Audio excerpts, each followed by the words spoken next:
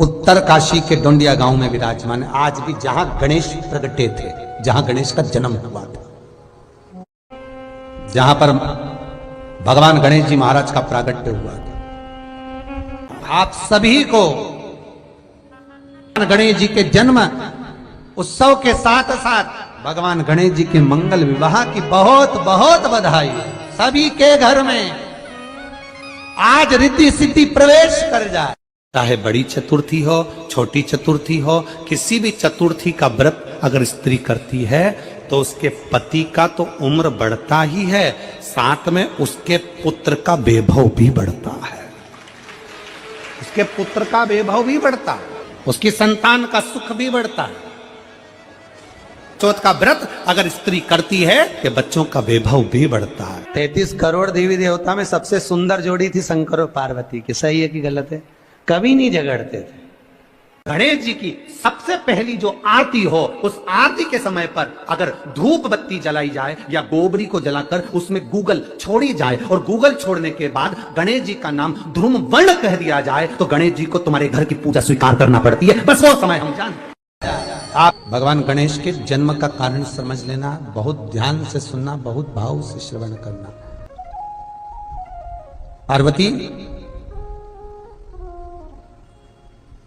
हे जगत जननी, हे जगदम्बा, इन राक्षसों के संहार का एक कारक बन सकता है कि ये जो कर्म करें उस कर्म में कोई रोक लगा दे, उस कर्म में कोई विघ्न डाल दे। और यदि कोई विघ्न डालेगा तो इनका जो किया हुआ कर्म है वो अपने आप नष्ट हो जाएगा। पार्वती जी, मैंने लक्ष्मी से कहा, मैंने ब्रह्माणी से कहा, मैंने इंद्राणी से कहा, सबसे भी नहीं कराया,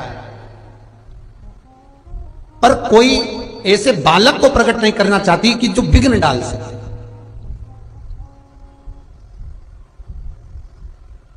ऐसा बालक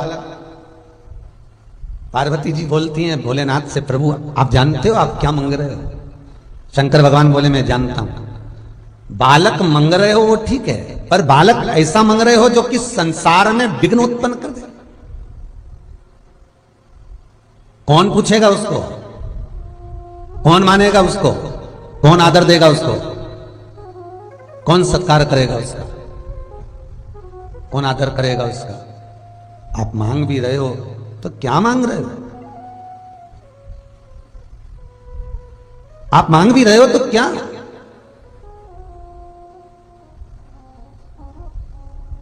पार्वती, तेरे सिवाय कोई यह कार्य नहीं कर सकता, ये मैं जानता हूं, ठीक है। तो शिव महापुराण कहती है वो उत्तराखंड में हिमालय पर पर्वतों की कंदरा में माता पार्वती उस काशी का निर्माण, ठीक है, काशी का निर्माण भगवान शंकर को हृदय चित्त धारण कर कर, शंकर की चित्त वृत्ति को शिवलिंग स्वरूप को अपने हृदय में धारण कर कर, हाथ में भगवान शंकर का शिवलिंग स्वरूप लेकर माता पार्वती ने हजारों वर्ष तक उस गंगा की गोद में, उस यमुना की गोद में तप किया। हजारों वर्ष तक तप किया। आपसे केवल एक वर चाहिए। शंकर जी बोले बोलो क्या चाहिए? पार्वती कहती है बालक को प्रकट मैं करूंगी, मेरा बालक जगत में विघ्न डालेगा इन राक्षसों के कार्य में, पर उसका नाम बिगड़ना नहीं चाहिए, जगत में वो पूजा जाए, क्योंकि मैं जन्म दे रही हूं उसको, मैं प्रकट कर रही हूं उसको। नहीं तो दुनिया के लोग कहें बताओ माता पार्वती के तन से जो बालक प्रकट हुआ था वो विघ्न डालने वाला, लोग उसको पूछे ही ना, लोग उसका स्मरण ही ना करें। ये भगवान के गणेश के प्रागट्य की कथा है कि उनका प्रागट्य क्यों हुआ, किस लिए हुआ, किसके लिए हुआ, कारण क्या था, किस कारण से।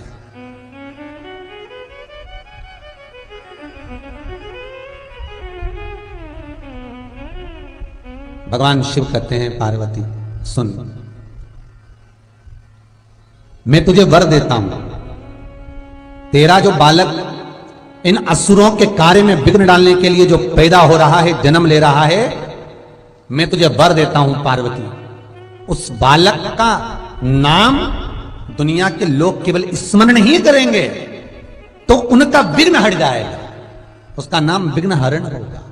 और राक्षसों के लिए विघ्न देने वाला होगा और संसार के लिए विघ्न हरने वाला होगा।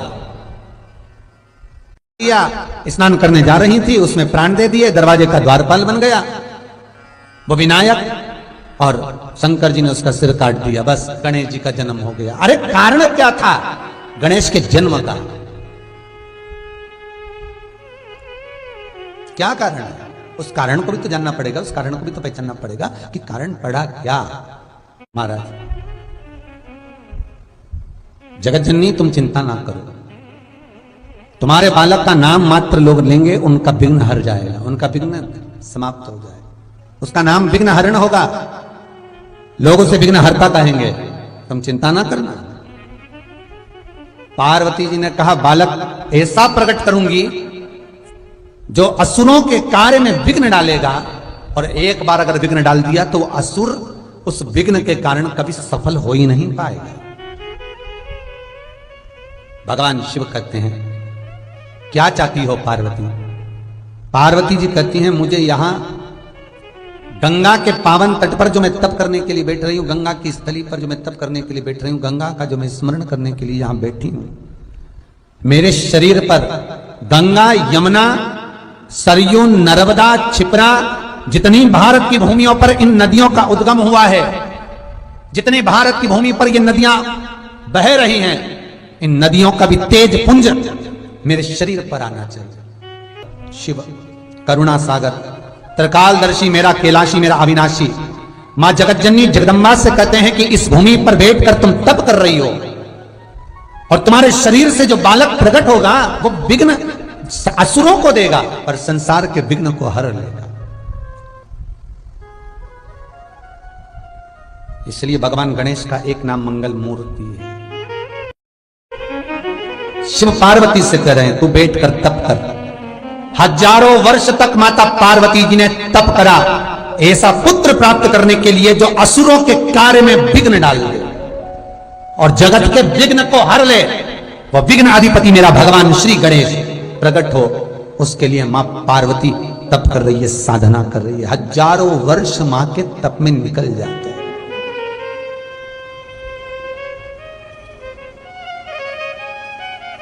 गणेश पुराण में वेद व्यास जी लिखते हैं कि शंकर भगवान ने माता सती के भस्म होने के समय से लेकर माता सती जो राम जी की परीक्षा ली थी उस समय से लेकर 87,000 वर्ष तक भगवान शंकर ने जो तप किया था, गणेश पुराण में वेद व्यास जी लिखते हैं उनसे भी 1000 गुना ज्यादा तप माता पार्वती ने विघ्नहर्ता को जन्म देने से पहले किया था। 1000 शिव का स्मरण करती हैं, तप करती हैं, साधना करती हैं। हजारों वर्ष निकल गए, हजारों वर्ष, और माता के शरीर पर 33 कोटि देवताओं का तेज पुंज विराजमान हो गया। माता पार्वती के शरीर पर भगवान 33 कोटि देवताओं के तेज दृष्टि, क्योंकि मां जब तप करती थी सब मिलने आते थे, आराधना कर कर जाते थे, अपना तेज दृष्टि छोड़ जाते थे। नारायण है, ब्रह्मा है, सारे देवता वहां आकर स्तुति माता की कर रहे हैं। हे मां, हे जगत जननी, हे जगत दात्री, हे मां दुर्गा, हे भवानी, हे पार्वती, आपके सिवाय कोई जन्म नहीं, प्रकट नहीं कर सकता विघ्नहर्ता, आपकी कृपा। उत्तर काशी के डोंडिया गांव में विराजमान है आज भी, जहां गणेश प्रगटे थे, जहां गणेश का जन्म हुआ था, जहां पर भगवान गणेश जी महाराज का प्रागट्य हुआ था। दुनिया गणेश जी का मंदिर के पास जहां माता पार्वती स्नान करने गई थी, और माता पार्वती ने जिस झील में स्नान करा था जो चारों तरफ कंदराओं में गुफाओं में बनी हुई है, उस झील का पानी आज भी सड़ता नहीं है महाराज, जिसमें मां स्नान करी थी, सड़ता नहीं। गणेश जी महाराज ने गज का मुख लगने पर अपनी माता से प्रश्न किया, मां मेरे जन्म का कारण क्या है? मैं क्यों जन्मा हूं उसका कारण तो बताओ। माता कहती है बेटा ये असुर ये राक्षस कुछ कर्म ऐसा करते हैं जिस कर्म के कारण देवताओं को पछताना पड़ता है, तो इनके हर कार्य में तुझे विघ्न डालना है, हर कार्य में तुझे विघ्न डालना है। ठीक है मां। असुरों के कार्य में विघ्न देने लगे। श्री गणेश जी महाराज एक बार नंदी से पूछते हैं। नंदी बैठा था, गणेश जी की अवस्था छोटी सी थी और गणेश जी ने नंदी से पूछा, नंदी काका, नंदी काका। नंदी काका बोले हाँ। ए नंदी काका, हाँ बोलो गणेश। गणेश जी पूछते हैं नंदी काका ये तो बताओ कि मुझे जन्म दिया किसने?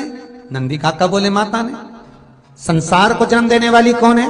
नंदी काका बोले माता। संसार का पालन करने वाली कौन है? माता। जगत का कल्याण करने वाली कौन है? माता। तो नंदी काका ये जितने भी संसार में मनुष्य जन्मे हैं, चाहे वो स्त्री हो, चाहे वो पुरुष हो, चाहे वो देव हो, चाहे वो राक्षस हो, सबका जन्म किसने करा? नंदी काका बोले माता ने। गणेश जी को समझ में आ गया, गणेश जी की चित्त वृत्ति में यह बात बैठ गई कि ये पूर्ण संसार मेरी मां जगत जननी पार्वती के द्वारा निर्मित है, तो इस संसार में जितनी स्त्रियां हैं ये मेरी माता के तुल्य हैं, इसलिए मैं विवाह नहीं करूंगा, मैं शादी नहीं करूंगा। ये जितनी भी स्त्रियां हैं, माता ने जिनको जन्म दिया है, मेरी माता ने जिनको पैदा किया है, मेरी माता ने इस संसार का जन्म करा है। और श्री गणेश जी महाराज लंबोदर वक्रतुंड गंगा के घाट पर पहुंच गए और गंगा के घाट पर गणेश जी महाराज तप करते, साधना करते। जो साधना में श्री गणेश जी महाराज गंगा के घाट पर बैठकर तप कर रहे थे, गंगा के घाट पर बैठकर जो गणेश जी महाराज साधना कर रहे हैं, तप कर रहे हैं, साधना में डूबे हुए हैं श्री गणेश। गणेश जी महाराज ने 20,000 वर्ष तक जब तप साधना श्री गणेश जी कर, हजारों वर्ष की साधना जब गणेश जी महाराज की हो गई, तब राक्षस कुल में जन्मी वृंदा, राक्षस कुल में जन्मी वृंदा गंगा के घाट पर भ्रमण करने के लिए आई।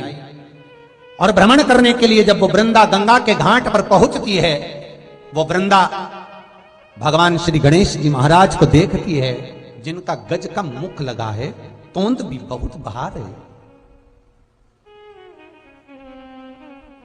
वृंदा देखकर उनकी ओर आसक्त होती है। नृत्य करा, गंगा के घाट पर वृंदा ने साधना करी, तप करा, गणेश जी को रिझाने का संपूर्ण प्रयास वृंदा ने कर लिया, संपूर्ण प्रयास वृंदा कर लिया, पर गणेश जी महाराज ने उस पर ध्यान नहीं दिया। अब वृंदा ने करा क्या? देवगुरु बृहस्पति के पास पहुंच गए और वृंदा देवगुरु बृहस्पति के पास जाकर पूछती है, देवताओं के आप गुरु हो, मैं राक्षस कुल में जन्मी हूं, मेरी प्रवृत्ति राक्षस की है, पर यह बताओ कि ये विनायक, ये भगवान लंबोदर गणेश किनके पुत्र हैं? तो कहा शंकर के। वृंदा जान गई, अगर माता पिता का आदर करेंगे तो हो सकता है कि गणेश जी हमें पूछ ले, हो सकता है गणेश जी हमें पूछ ले।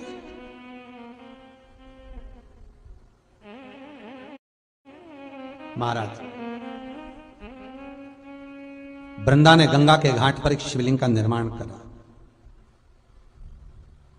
शिवलिंग का निर्माण वृंदा करती है और पार्थिव शिवलिंग का निर्माण कर कर वृंदा गंगा का जल शंकर पर समर्पित करती है। वृंदा ने खूब किया पर गणेश जी नहीं माने, श्राप दे दिया। वृंदा कहती है, मेरा श्राप है, तुम एक शादी के लिए मना कर रहे हो, तुम्हारे 2 मंगल विवाह होंगे। गणेश जी कहते हैं, वृंदा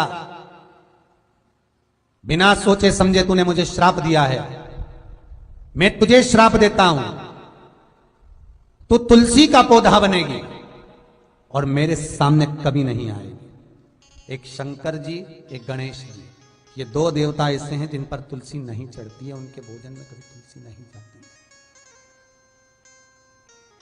है। इनकी भोजन की थाली में कभी तुलसी नहीं रहती।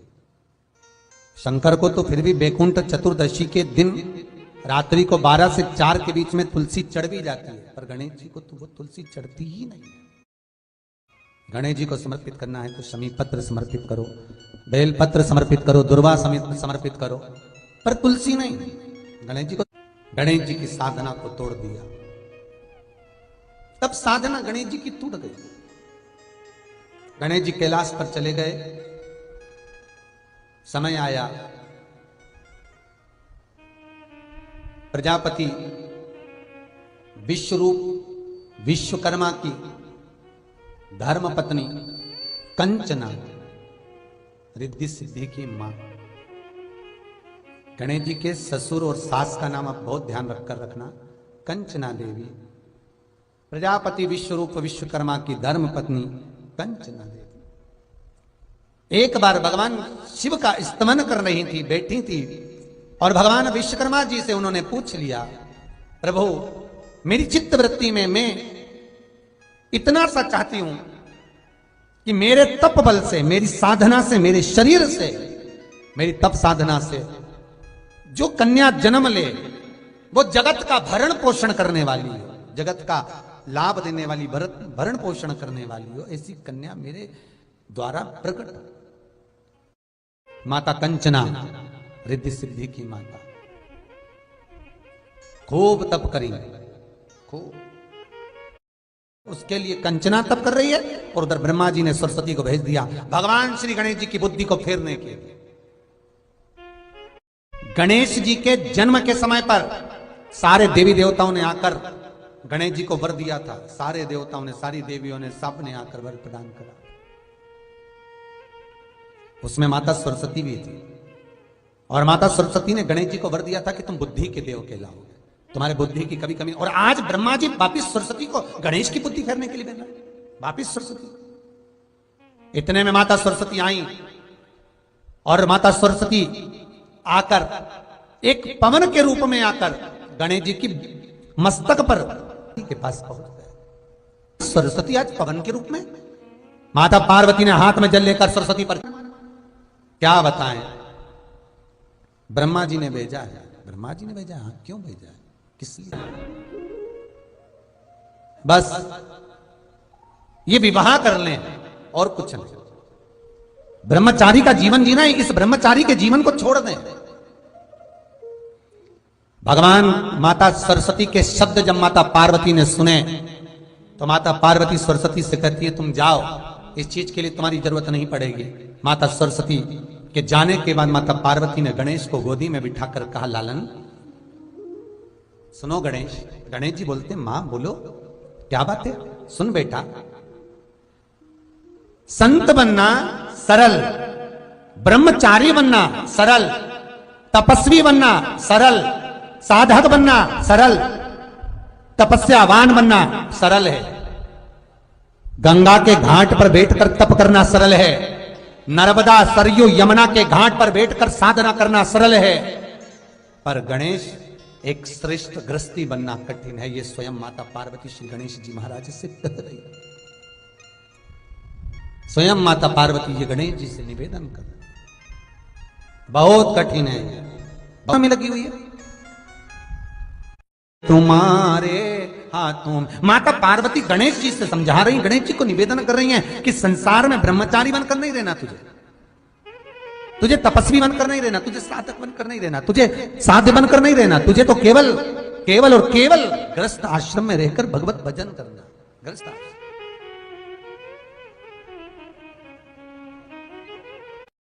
अब माता पार्वती ने पुत्र की बुद्धि को ऐसा कर दिया कि तेरा विवाह होना जरूरी है, पर माता पार्वती के मुख से एक शब्द निकल गया। माता पार्वती के मुख से एक शब्द निकला, अब विवाह करूं तो करूं किससे, ये सोच रही है माता पार्वती। तो गणेश जी बोले, मां तू मेरे लिए कह रही कि विवाह किससे करूं? ऐसा कौन है जो अपनी बेटी मुझसे नहीं भी आएगा? पीछे से नंदी बोला, हाथी का मुंह लगा है और तोंद का ठिकाना नहीं है, कौन लड़की देगा? लड़का भी तो दिखने में अच्छा होना चाहिए। गणेश जी बोले हाँ ये भी बात तो पक्की है। गणेश जी भी नंदी से बोले नंदी काका सुन लो, आज मेरी मैया ने कहा है मुझे ब्याह करना है और कोई मुझे लड़की नहीं देगा मेरा स्वरूप देखकर, तो मैं भी किसी की यहां शादी नहीं होने दूंगा। जब तक मेरी नहीं होगी मैं किसी की नहीं होने दूंगा। अब गणेश जी तो बड़े उपद्री, अब सारे देवताओं में इनको पद मिला है गणाधिपति गणेश का, मतलब प्रथम गिनती में यही आएंगे। सबके यहां देवताओं की पूजन होगी तो पहले इनको पूजा जाएगा। अब शादी में सबसे पहले नोते तो गणेश जी को ही नोते। अब ये शादी में जाके नोते तो बैठ तो गए चूहे के साथ में बढ़िया आराम से, पर इनकी यहां जैसी शादी की तैयारी हो गणेश जी चूहों की टीम बुलवा के सारा अनाज खिलवा दे, बोरियों में छेकड़े पड़वा दे। अब लड़की के जितने कपड़े बने, लड़की तैयार होने के लिए जैसे ही जाए तो उसके कपड़ों में पूरे में छेदी छेद मिल जाए। बचा कुचा था तो गणेश जी महाराज बैठे बैठे सारा काम ऐसा करे, शंकर जी के गले में जो सांप पड़े थे, जहां से दूल्हा शादी करने आ रहा था, जिस जनवासे में दूल्हा ठहरता था उसमें सांप बिच्छू भर दे। अब जैसी सांप बिच्छू भरे तो दूल्हा तो भाग जाए। ना तो किसी के लड़के की शादी हो ना किसी की लड़की की शादी हो, सब कुंवारे कुंवारे घूमे। अब सारे जगत के कुंवारे छोरा और छोरी घूमे तो माता ब्रह्माणी के पास में पहुंचे, और ब्रह्माणी के पास जब इंद्रदेव जाकर पहुंचे तो इंद्राणी और इंद्रदेव ने कहा मां ब्रह्माणी कुछ करिए। ब्रह्माणी बोले क्या करना है, तुमने सारे कुंवारे पैदा कर दी। भगवान माता सरस्वती बोले सबकी लेखनी लिखी, सबकी शादी होगी, सबकी लड़के सबकी लड़की, सबका शादी का ब्याह का लिखा है, फिर कुंवारे कैसे रह गए? तो के बस वो एक ही विघ्न डाल रहा है, कौन? वो गणेश। उसकी शादी नहीं हो रही तो किसी की नहीं होने देती। क्या आपके छोरे को समझाओ, पुत्र को समझाओ। भगवान गणेश जी को बुलाए, गणेश इधर।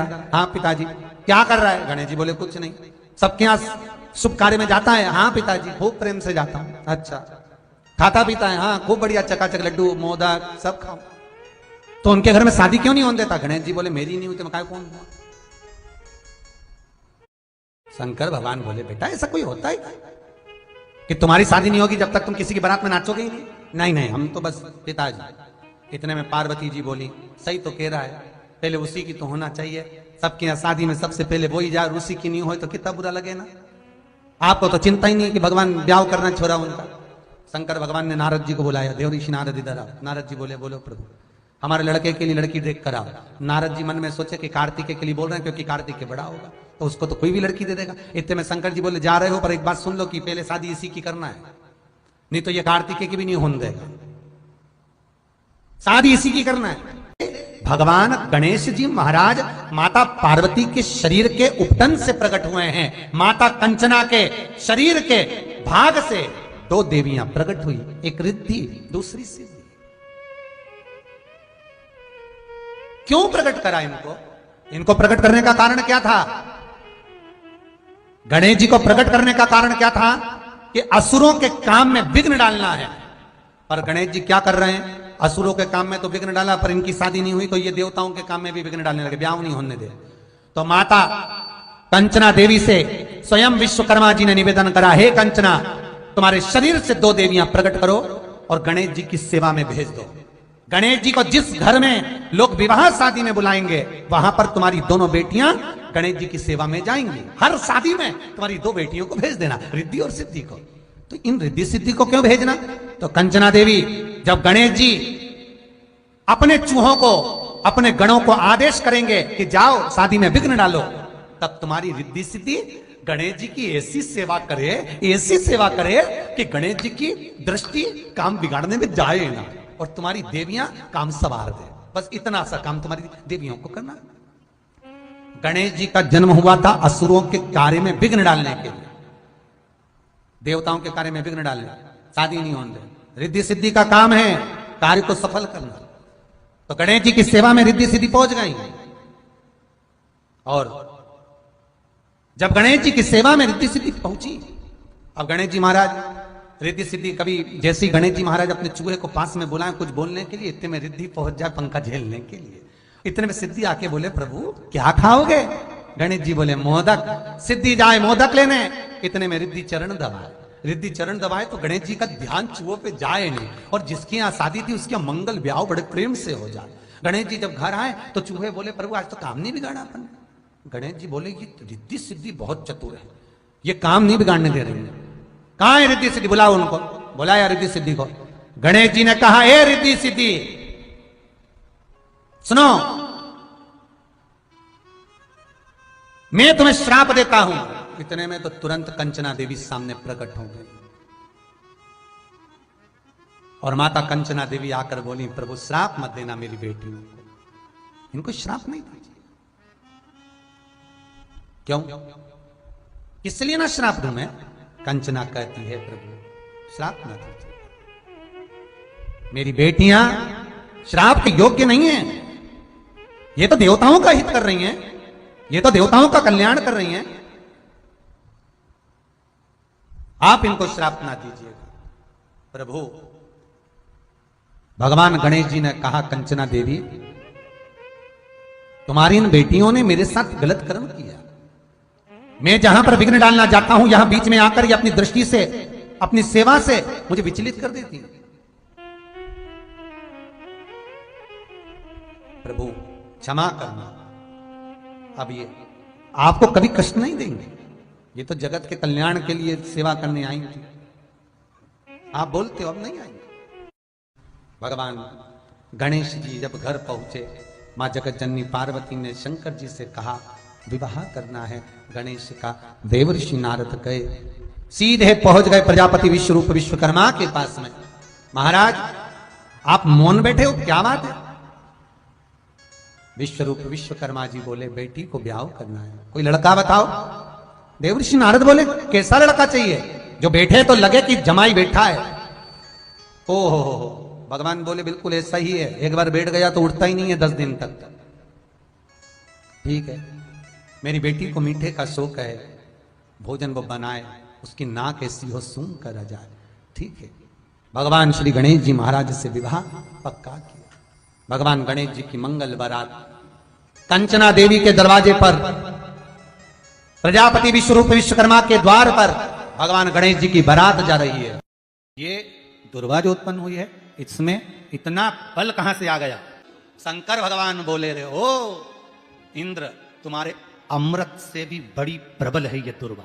जिस समय पर अमृत का कलश निकला, उस अमृत के कलश को देवता लेकर जा रहे थे, ले जाते राक्षसों से छुड़ाकर सबसे पहले इन्होंने समुद्र के किनारे पर इसको छुपाया। उस जगह पर भगवान विष्णु की जंघा के रोम पड़े थे, जिससे दुर्गा उत्पन्न हुई थी। उस दुर्गा पर इस कलश को रखा, रखते ही एक देवता ने उसके उठाकर देखना चाहा, तो उसमें से थोड़ा सा भाग अमृत का नीचे गिर गया, जो दुर्गा पर पड़ गया। और आगे गए, फिर इसको छुपाया, वहां भी दुर्गा थी।